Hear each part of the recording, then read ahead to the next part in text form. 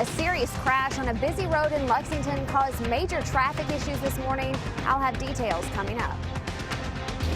A young man is fighting for his life at UK hospital after being shot in the head on East Maxwell this morning.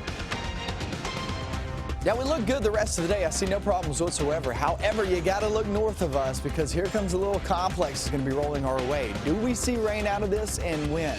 I'll have those answers coming up.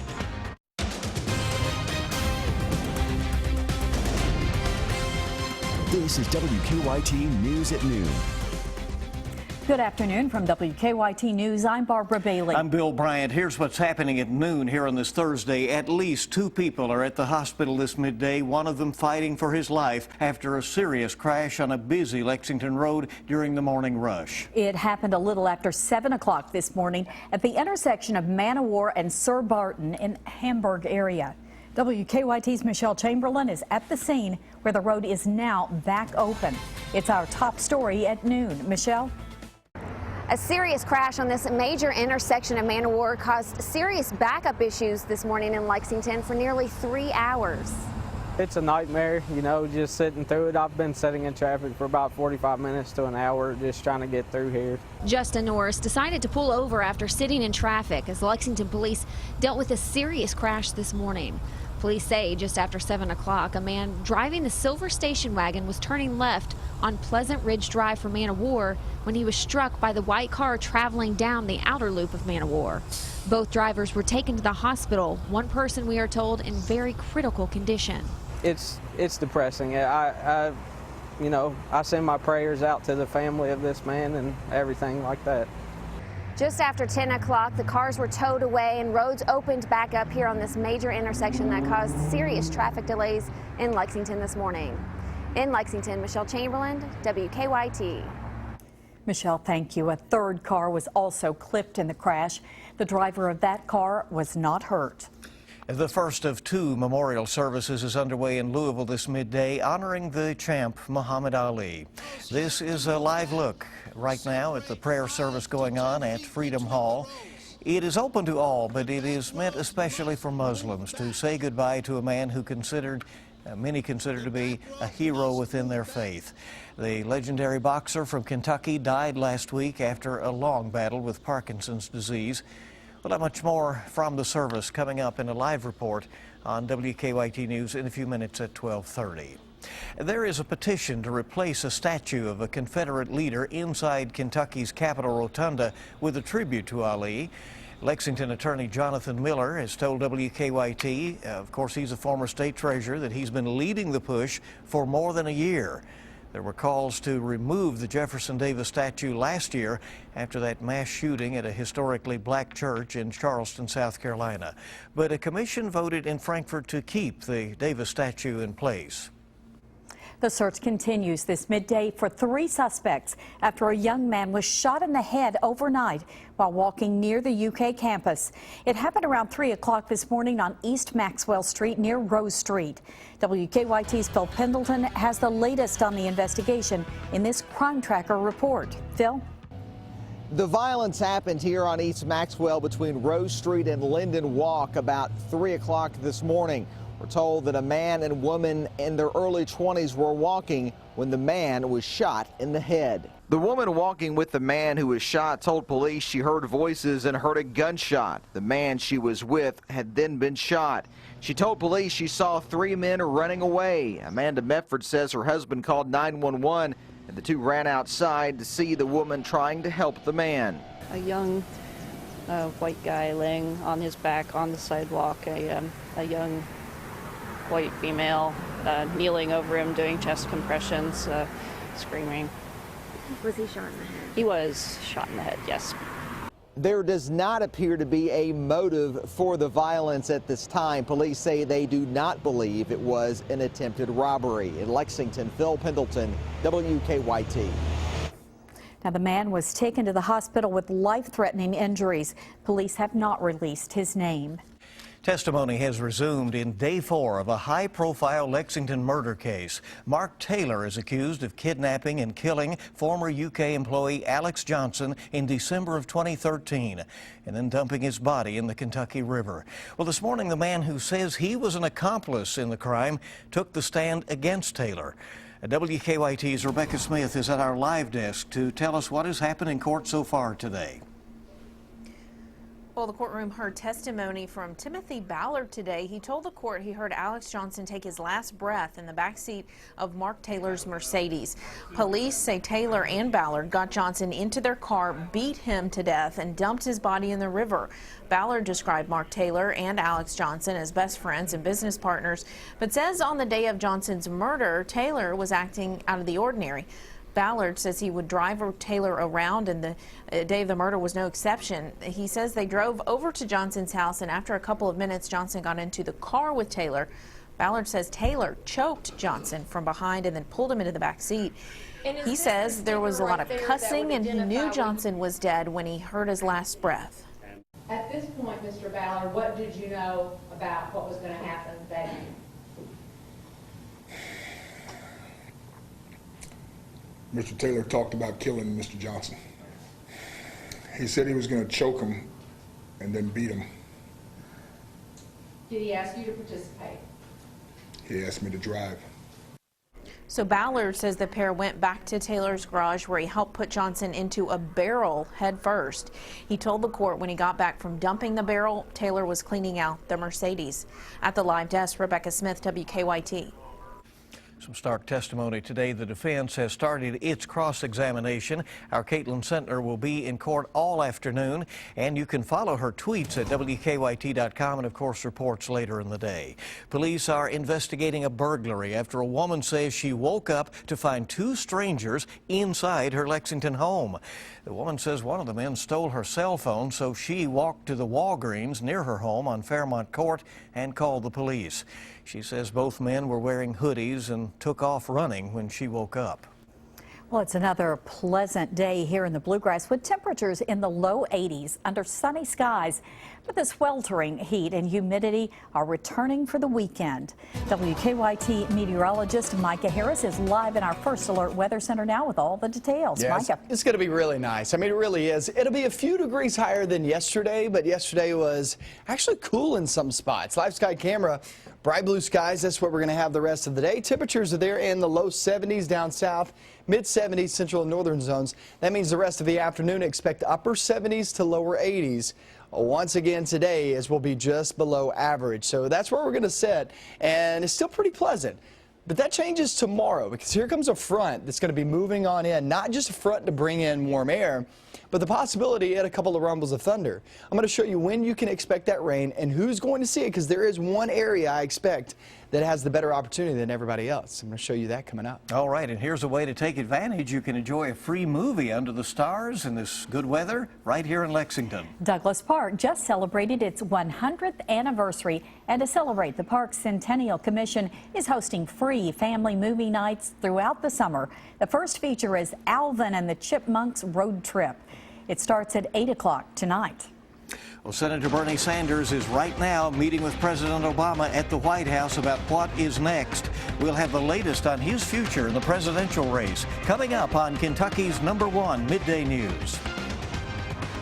Also ahead, Kentucky native Dakota Meyer and Bristol Palin have been hiding a secret about their on-again, off-again relationship. We'll have an update on their rekindled romance next on WKYT. Welcome back to WKYT News at Noon. Vermont Senator Bernie Sanders flew to Washington, D.C. today for meetings with Democratic leaders to talk about the presidential election and how he fits in now that Hillary Clinton has locked up the Democratic nomination. He's at the White House right now, and Weijia Jiang is there in Washington where Sanders is meeting with President Obama. Bernie Sanders arrived in Washington for a meeting with President Obama at the White House. The two are expected to talk about how to move forward on the issues Sanders has fought for throughout his campaign. President Obama praised Sanders during an appearance on Jimmy Fallon's show Wednesday night. I thought that Bernie Sanders brought enormous energy and new ideas, and he pushed the party and challenged them. But President Obama has also told Sanders he will endorse Clinton soon, and he's likely pushing the Vermont senator to help Clinton unite the party in order to take on Donald Trump in the general election. Clinton told Scott Pelley one of her immediate goals is to expand her base of support. By reaching out to Senator Sanders supporters, to many others across our country, including, I hope, Republicans and independents. Nearly 1 in 5 Sanders supporters say they will either vote for Trump or won't vote at all. Hello. Trump has meetings with big money donors to talk about a fundraising plan for the election. Through the end of April, Clinton has outraised Trump by more than $150 million. But Trump says he doesn't need to raise as much money because he gets so much free TV time in the media.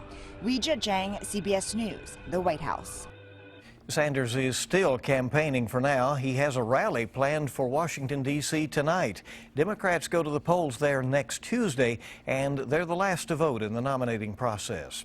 Well, Speaker of the House Paul Ryan is proposing to secure U.S. borders by overhauling the immigration system. The plan is part of a national security strategy that Ryan is unveiling to the Council on Foreign Relations right now. It calls for the use of high fences to keep out extremists and criminals and drug cartels. It steers clear, though, of the Trump proposal to build a wall to keep people from illegally entering the U.S. from Mexico. It looks like rumors of a rekindled romance between Kentucky native and Medal of Honor recipient Dakota Meyer, Bristol Palin. The two of them, it looks like the rumors were true. The couple confirmed the news to Entertainment Tonight, saying they tied the knot in a secret ceremony. Speculation of a reunion started earlier this week after Meyer posted a photo of the pair and what appeared to be a ring on Palin's left hand. They originally planned to get married in March of last year, but called off the wedding days before walking down the aisle. Palin gave birth to the couple's daughter, Sailor Grace, back in December. Well, Dolly Parton is selling the photos of her vow renewal ceremony. The legendary country music singer married Carl Dean back in 1966, and they celebrated their 50th anniversary by renewing their vows in a private ceremony in Nashville last month. Dean has agreed to his first sit-down interview with questions submitted by fans. Dolly then plans to sell the interview and the photos to the highest bidder, with proceeds going to children's charities. Parton says the only way she could get Dean to agree was after she convinced him that it was a great opportunity to raise money for good causes. The long goodbye to Muhammad Ali begins in his hometown. I'm Don Champion in Louisville, Kentucky, with a look at how people are remembering the legend coming up. It's another good-looking day in store, but we're looking northbound. Here comes a piece of energy heading our direction. We won't feel it today, but we will tomorrow. At least some people will get some rain out of this, and I'll show you where I expect that coming up next. Now, your zone-by-zone forecast with meteorologist Micah Harris. We're at 76 degrees right now here in Fayette County. It's not a bad feel. Humidity's still down. We will take that. A lot of sunshine. We'll take that too. It's 72 degrees there in Somerset. And our locations across the region yesterday were 72 to 77. I spoke this morning about how you just bump that up about 3 to 4, maybe even 5 degrees in some spots, and you're going to be there in the upper 70s to lower 80s. So some people won't even get into the lower 80s. So it's actually still a pleasant feel with that humidity down. But things are starting to change just a bit. We look toward the day tomorrow, and tomorrow is going to be much warmer. We'll be in the mid to even upper 80s, and there are some rain chances in the forecast. They're not great, obviously, but if I'm picking out one location that I expect at least a chance at a passing shower or thunderstorm, it would be to the north and to the east. The better opportunity is the farther north and east you go. And that's still 20 to 40%. So these aren't great rain chances, but at least we're talking about a chance of rain. I don't want to, but we're doing it, right? So I would say north of Lexington, east of Lexington, that's probably your best bet. But that doesn't mean everybody's out of the woods. I'm just saying that's the best location. So that will not affect us as we head toward the Festival of the Bluegrass tonight. Great weather starting off at 7 p.m. Kids time there at 7 p.m. and then we go throughout the nighttime hours. Then tomorrow, once again, it's going to be mainly dry. We cannot rule out a very slight chance of rain. I would say tomorrow's more like 10% here in Lexington, so just can't rule it out. It all depends on how far south is that going to get. As of right now, I don't expect it in here, but things will change as we go throughout the next 12, 24 hours. We'll just see if it changes for the good or the bad. But right now, I'd lean toward it just being muggy and warm. Saturday, there's no doubt about it. Steamy, muggy conditions. It's not going to feel good. Going in the morning hours, that's probably your best bet for the Festival of Bluegrass. And not only that, Bourbon Derby going on in Paris. You got the half marathon and other activities going on there. Those morning times events, that's probably your best opportunity to stay dry. Not only stay dry, but try to get away from that heat. That heat, 90 degrees by the afternoon there on Saturday, and it looks like we'll hold on to right there in the upper 80s to around 90 degrees on Sunday. It all depends on if you get rain when that cloud cover builds on in. But yeah, so 79 today and another good looking day, some lower 80s here and there. And then Friday, it's that small chance of rain. The farther north, guys, and east you go, better likelihood of actually seeing a passing shower or thunderstorm. Now, it's definitely no washout, and I know we have a lot of events going on. Stick to your events. Just know you might have to dodge one or two. It's 30%. This is not a good chance of rain. Saturday, Sunday, very warm. Next week, we bring in the storms back in the forecast. So we've had a nice little break. I mean, it's been 4 days since we've even had to talk about some rain, and it's been a nice 4 days, too. Yes. Low temperatures, low humidity. We agree with that. Just sticky here now for a few days. Yeah, for a few days. You're right about that. Thank you, Micah. We're coming back on WKYT News. The Cavs fight back in the NBA Finals. And a Central Kentucky team is back looking for another title. Dave Baker's next with sports. Well, yesterday the Dow got above 18,000, but it is down at midday, and so are the other major market indicators.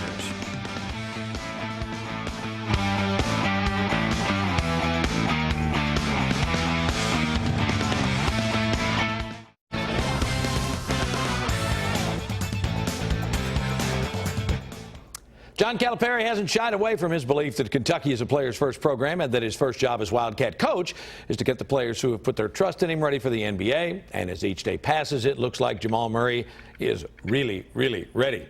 Cameras weren't allowed into yesterday's workout in Boston, but the Celtics put Murray through a three-point drill consisting of 100 shots, 10 each from 5 spots outside the arc. Murray made 79.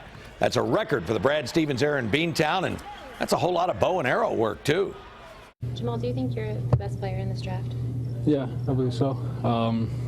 That's not a knock anyway. I'm just looking back on the work that I've put in and how far I've come and how quickly I learn, how quickly I adjust or adapt to my surroundings and how easy I fit into a team. So, I believe I'm the best player in the draft, but every team needs what they need. The two teams left in the NBA Finals have lost a combined 1 game at home last night. Cavs down 2-0 to the Warriors. They came back to Cleveland where LeBron James poured in 32 points, 11 boards, 6 assists. Kyrie Irving had 30. Cavs ripped Golden State 120-90. Can you tell from the Golden State bench? Warriors still up 2-1. Game 4 tomorrow night once again in Cleveland. Well, West Jessamine returns to the state baseball tournament tonight, taking on Bowling Green. A year ago, the Colts blasted their way to the school's first baseball championship. All they did was score 48 runs on 46 hits during the 4-game tourney. Despite that, this is a sentimental journey. No, not at all. Many of those same players are back looking for a repeat. I think it allows us to relax a little bit. We got catcher short, center field back, and one of our top pitchers back from last year. So I definitely think that it helps us relax and prepare a little better for this year. We know how to have fun when we're in the state tournament. That's what we did last year. We're going to try to do the same thing this year. Some people might think we have a target on our backs, but we're going for that repeat. Should be a great tournament, that new 2-week format. Tonight on the Big Blue Insider with Dick Gabriel, we'll hear from Kentucky's new special teams coordinator, Matt House. That's at 6 on 630 WLAP. Guys, that's a look at sports on your Thursday. All right, Buzz, thank you so much, and we hope you'll keep it here on WKYT. A lot more news coming up in our next half hour. 2 Kentucky court clerks have been indicted for stealing thousands of dollars in public funds. A Central Kentucky man charged in the death of a bicyclist while he was driving drunk is asking for a change of venue ahead of his murder trial. We'll have the latest on that case coming up in a couple of minutes here at 12:30. Friday night's Mega Millions jackpot is $280 million, and Saturday night's Powerball jackpot is $141 million.